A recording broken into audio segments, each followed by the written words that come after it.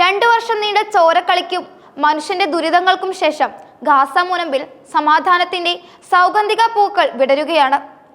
ഈജിപ്തിലെ അന്താരാഷ്ട്ര ഉച്ചകോടിയിൽ അമേരിക്കൻ പ്രസിഡന്റ് ഡൊണാൾഡ് ട്രംപിന്റെ നേതൃത്വത്തിൽ ഇസ്രായേലും പാലസ്തീൻ പ്രതിനിധികളും തമ്മിൽ സമാധാന കരാർ ഒപ്പിട്ടതോടെയാണ് ലോകമെമ്പാടുമുള്ള സമാധാന പ്രേമികൾ ആശ്വാസത്തോടെ നിശ്വസിച്ചത്. യൂറോപ്യൻ രാജ്യങ്ങളുടെയും പ്രധാന അറബ് രാജ്യങ്ങളുടെയും എല്ലാം പ്രതിനിധികൾ പങ്കെടുത്ത ഈ ചരിത്രപരമായ നിമിഷം പശ്ചിമേഷ്യയിലെ ഒരു പുതിയ യുഗത്തിന് തുടക്കം കുറിക്കുമെന്ന പ്രതീക്ഷ നൽകുന്നു. എന്നാൽ ഈ സമാധാനം എത്രത്തോളം വിരിഞ്ഞു വാടാതെ നിൽക്കും എന്നതിനെക്കുറിച്ച് അന്താരാഷ്ട്ര സമൂഹത്തിൽ ആശങ്കകൾ ഇപ്പോഴും നിലനിൽക്കുന്നുണ്ട്. കരാർ ഒപ്പിട്ടതിന് പിന്നാലെ ഇസ്രായേൽ പാർലമെന്റിനെ അഭിസംബോധന ചെയ്ത ഇസ്രായേൽ പ്രസിഡന്റ് ബെഞ്ചമിൻ നെതന്യാഹു സമാധാനം നിലനിർത്താൻ താൻ പ്രതിജ്ഞാബദ്ധനാണെന്ന് പ്രഖ്യാപിച്ചു. ഉച്ചകോടിയിൽ പങ്കെടുത്ത അമേരിക്കൻ പ്രസിഡന്റ് ഡൊണാൾഡ് ട്രംപ് നൽകിയ സന്ദേശവും വ്യക്തമായിരുന്നു. പശ്ചിമേഷ്യയിലെ യുദ്ധക്കളങ്ങളിൽ നിന്ന് ഇനി ഇസ്രായേലിന് ഒന്നും നേടാനില്ലെന്നും സമാധാനത്തിനുള്ള ഈ സുവർണാവസരം പ്രയോജനപ്പെടുത്തണമെന്നും അദ്ദേഹം ആവശ്യപ്പെട്ടു. യുദ്ധ കരാറിന് മുന്നോടിയായി നടന്ന ബന്ദികളുടെ കൈമാറ്റം ഇരുപക്ഷത്തും വലിയ വൈകാരികമായ രംഗങ്ങൾക്ക് വേദിയായി. ജീവനോടെയുള്ള 20 ഇസ്രായേലി ബന്ദികളെ ഹമാസ് വിട്ടയച്ചപ്പോൾ 1900 പാലസ്തീൻ തടവുകാരെയാണ് ഇസ്രായേൽ കൈമാറിയത്. തിരിച്ചെത്തിയ ബന്ദികളുടെ വീടുകളിലെ ദൃശ്യങ്ങൾ അന്താരാഷ്ട്ര മാധ്യമങ്ങൾ ഹൃദയഭേദകമായി പുറത്തുവിട്ടിരുന്നു.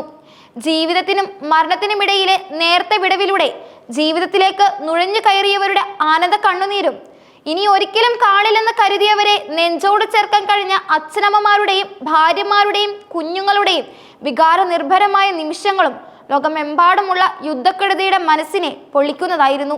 എന്നാൽ സമാധാനത്തിന്റെ ഈ പ്രാരംഭഘട്ടത്തിലും ഗാസയുടെ ചിത്രം അതീവ ദയനീയമാണ്.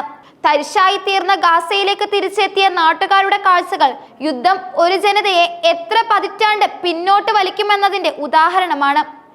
മോട്ടോർ വാഹനങ്ങൾ നിറഞ്ഞിരുന്ന തെരുവുകളിലേക്ക് ഇന്ന് അവർ തിരിച്ചെത്തിയത് കാളവണ്ടികളിലും കുതിരവണ്ടികളിലുമാണ്.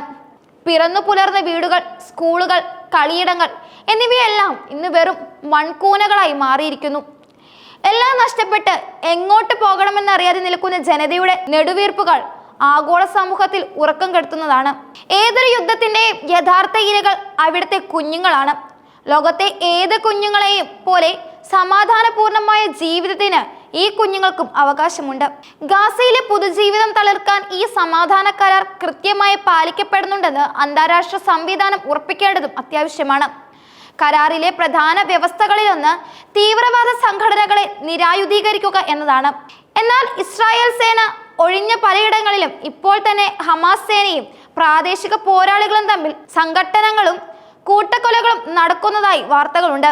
ഹമാസിനെ നിരായുധീകരിക്കുക എന്ന വ്യവസ്ഥ എത്ര കണ്ട് നടപ്പാക്കുമെന്നതും ഇസ്രായേൽ ഈ സമാധാന ശ്രമങ്ങളോട് എത്രത്തോളം സത്യസന്ധമായ മനോഭാവം പുലർത്തുമെന്നതിനെയും അനുസരിച്ചായിരിക്കും ഗാസയിലെ സമാധാനത്തിന്റെ ഭാവി. കരാറിലെ ചില വ്യവസ്ഥകൾക്കെതിരെ ഹമാസ് നേതാക്കൾ രംഗത്തെത്തിയത് നിലവിലെ സമാധാന ശ്രമങ്ങൾക്ക് ആശങ്കയുണ്ടാക്കുന്നുണ്ട്. ഗാസ ആര് ഭരിക്കണമെന്ന് തീരുമാനിക്കുന്ന അവകാശം ഘട്ടം ഘട്ടമായി അവിടുത്തെ ജനങ്ങൾക്ക് തന്നെ ലഭിക്കണമെന്ന ആവശ്യവും ശക്തമാണ്. പുറത്തുനിന്നുള്ള രാഷ്ട്രീയ സ്വാധീനങ്ങളില്ലാതെ തങ്ങളുടെ ഭാവിയെക്കുറിച്ച് തീരുമാനമെടുക്കാനുള്ള സ്വാതന്ത്ര്യം പലസ്തീൻ ജനതയ്ക്ക് ലഭിക്കേണ്ടതുണ്ട്.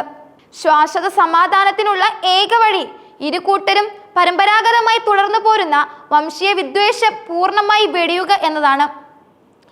ആയുധങ്ങൾ കൊണ്ടല്ല, ചർച്ചകൾ കൊണ്ടാണ് തർക്കങ്ങൾ പരിഹരിക്കേണ്ടതെന്ന തിരിച്ചറിവ് ഇരുപക്ഷത്തും ഉണ്ടാകേണ്ടതും അത്യാവശ്യമാണ്.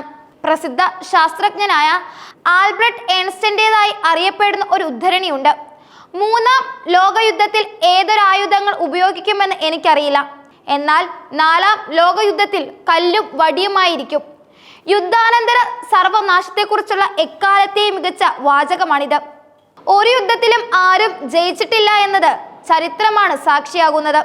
അതുകൊണ്ട് ഗാസയിൽ വിരിഞ്ഞ സമാധാനത്തിന്റെ പൂക്കൾ വാടാതിരിക്കാൻ ലോക നേതാക്കൾ ഒരുമിച്ച് പ്രവർത്തിക്കണം. തകർന്നടിഞ്ഞ ഗാസയെ പുനർനിർമ്മിക്കാനും അവിടുത്തെ ജനതയ്ക്ക് മാന്യമായൊരു ജീവിതം ഉറപ്പുവരുത്താനും അന്താരാഷ്ട്ര തലത്തിലുള്ള സാമ്പത്തികവും രാഷ്ട്രീയമായ സഹായങ്ങൾ ഒഴുകിയെത്തേണ്ടതുണ്ട്. മനുഷ്യന്റെ അടിസ്ഥാനപരമായ അതിജീവനത്തിനായുള്ള അവകാശം ഉറപ്പാക്കി ഈ പുതിയ തുടക്കം ഒരു ശാശ്വത സമാധാനത്തിലേക്ക് വഴിയൊരുക്കുമെന്ന് ലോകം പ്രത്യാശിക്കുന്നു. ഇനിയുള്ള കാലം ഗാസയ്ക്ക് മുകളിൽ സമാധാനത്തിന്റെ വെള്ളരിപ്രാവുകൾ പറക്കട്ടെ.